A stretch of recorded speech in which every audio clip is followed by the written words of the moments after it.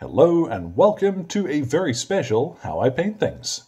Now what I've got turning around in front of me today is one of the Solar Auxilia. And this fella, he comes out of the las rifles section, so it's quite a big box, there's 20 of them in there, and you're probably going to want a fairly quick way of doing them.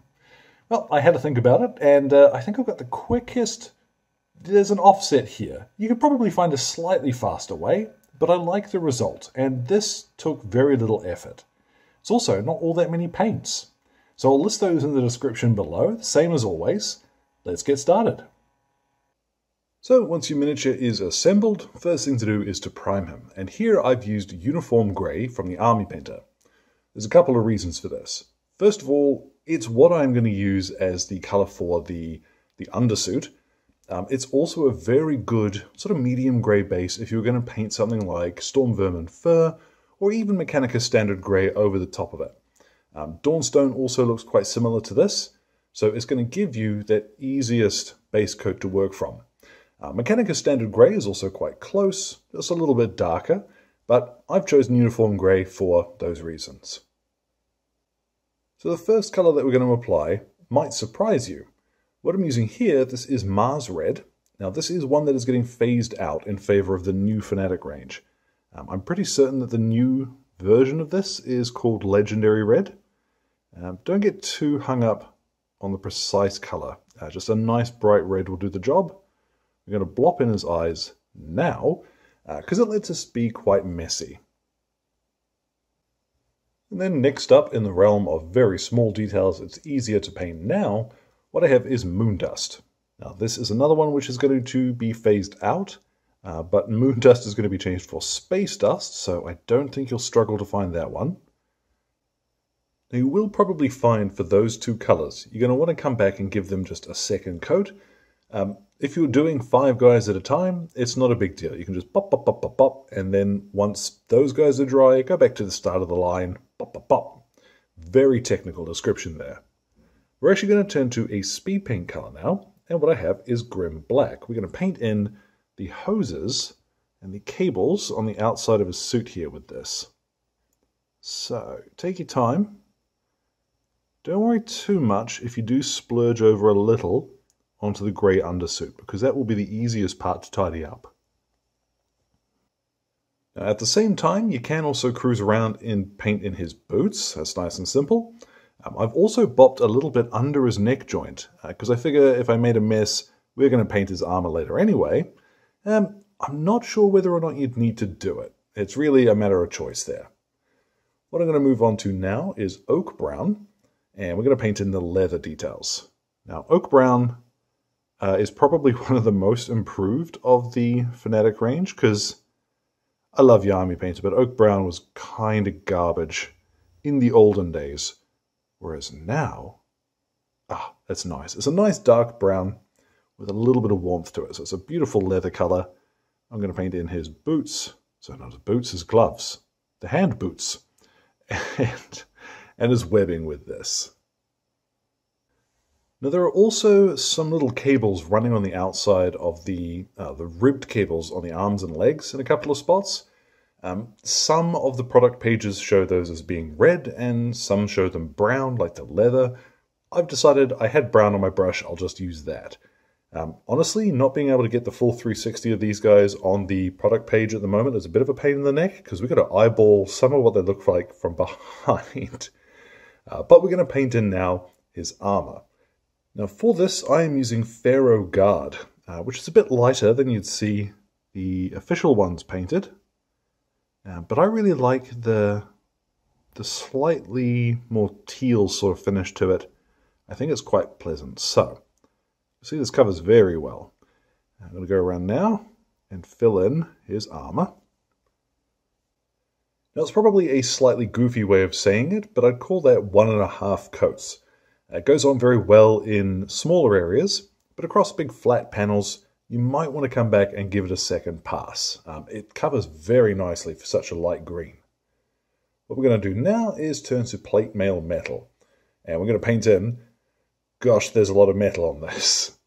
Now, as well as all of his armor panels on his legs and torso and such like that, anything which is going to be brass, gold, or bronze paint it in at the same time, because this will work very well as a base coat for those. What I'll do is approach the eyes here, let's get them shot, from the top, so that if I make a mistake, it is more likely that my brush is going to run towards the green, which will be easier to tidy up. So doing the tops of his eyes first, then I'll flip him the other way around and do the bottoms normally. Oh, see, look, there we go, straight onto the green. And the same too for the yellow. What you can do is very carefully, lightly, there we go, catch those raised bits with this. Now that is the part that's going to take the longest. You want to make sure that you've got a nice even coverage on all of the metallic bits, particularly those flat armor panels. But don't worry too much because it is still fairly simple to do. What I'm going to move to now is some greedy gold. And this is where having put down the silver first is going to make life much easier. There's not much straight up gold on them, so this won't take terribly long. And then for the bronze parts, we've got weapon bronze. Now this will cover quite well, but wherever you're putting it on, try and keep your brush moving in the same direction, and you'll get a much smoother finish as a result.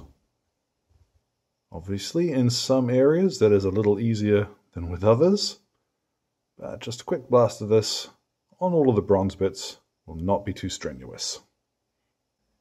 Now the last of the base coats that I'm going to apply is for his rifle.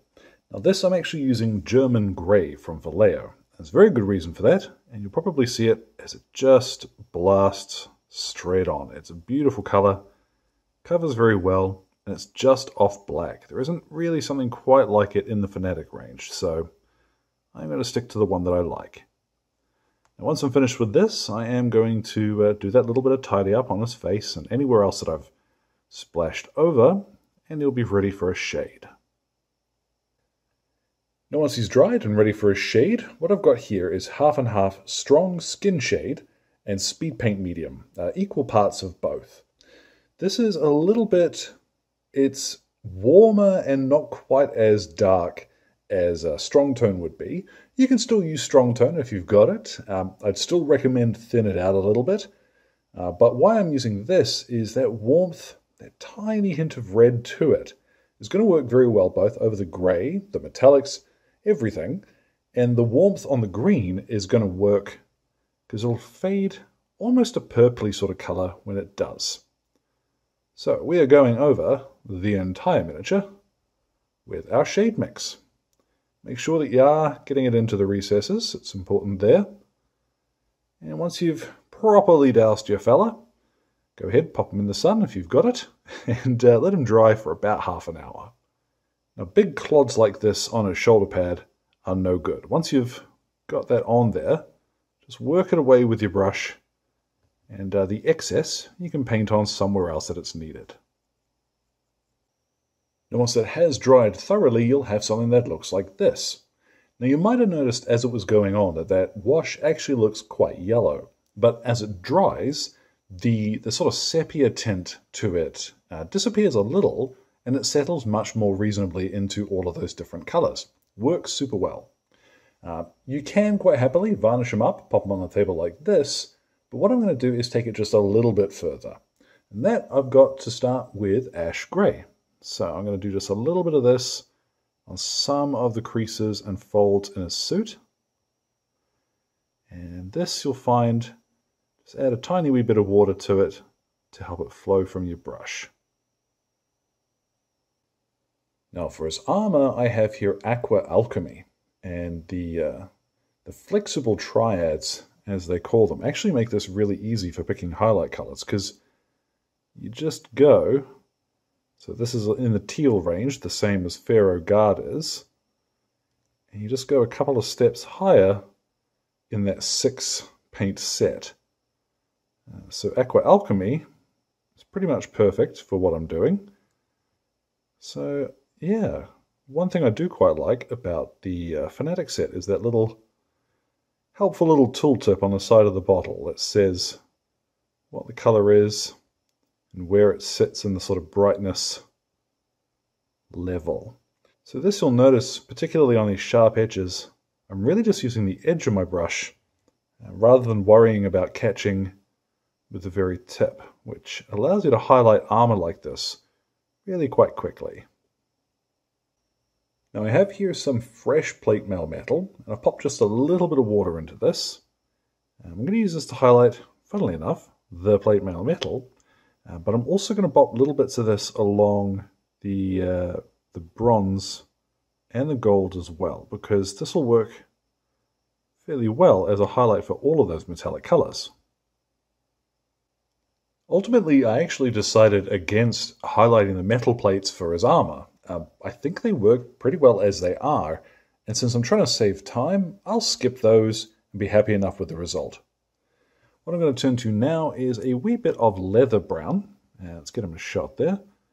And just lightly dabbing in knuckles and the edges of his equipment. And then that's really the last I'm going to do on the miniature. I'm not going to worry too much about the transfers, although if you do want to put those on, make sure that you apply those before the varnish. And I'll make sure that the recipe for the base is in the description too.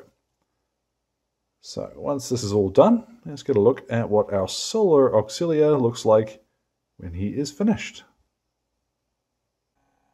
And so there at last, our infantryman is complete. And hopefully you can see along the way how many little spots there are to just change a color or two and put your own spin on things.